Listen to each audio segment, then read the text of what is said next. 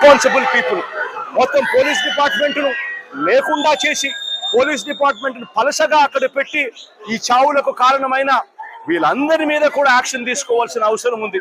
Endowment minister, home minister, chief minister, TTD chairman, EO, additional EO, SP, collector అందరూ కూడా దీంట్లో బాధ్యత తీసుకోవాల్సిన అవసరం ఎంతైనా ఉంది. వీళ్ళు పెట్టిన ఎఫ్ఐఆర్లలో వీళ్ళు పెట్టిన ఎంత అన్యాయంగా వీళ్ళు కేసులు పెడతా ఉన్నారనంటే, వీళ్ళు పెట్టిన ఎఫ్ఐఆర్లు చూస్తే ఇదే ఘటనకు సంబంధించి వీళ్ళు బుక్ చేసిన సెక్షన్స్ 194 బిఎన్ఎస్ సెక్షన్ కింద వీళ్ళు పెడతారు. అంటే దమ్మి జరిగి ఇద్దరు కొట్టుకుంటే పెట్టే సెక్షన్లు, అక్కడ దమ్మి జరిగి ఇద్దరు కొట్టుకుంటే జరిగిన ఇన్సిడెంట్ ఇది ప్రభుత్వం నిర్లక్ష్యం వల్ల జరిగిన ఇన్సిడెంట్.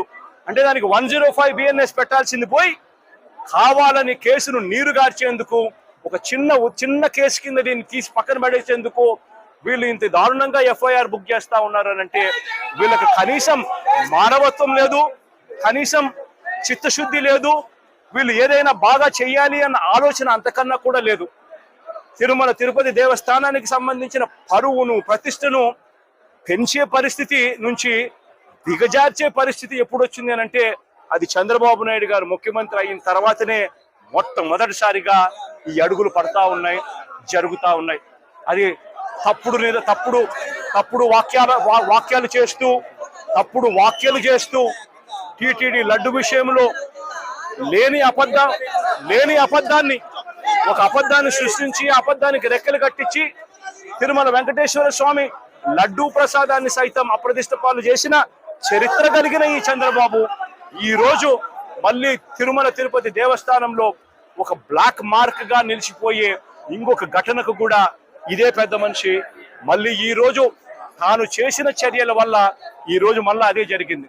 ఇంతవరకు ఇన్ని సంవత్సరాలుగా, ఇన్ని దశాబ్దాలుగా తిరుపతికి ఒక ప్రత్యేకత ఉన్నది.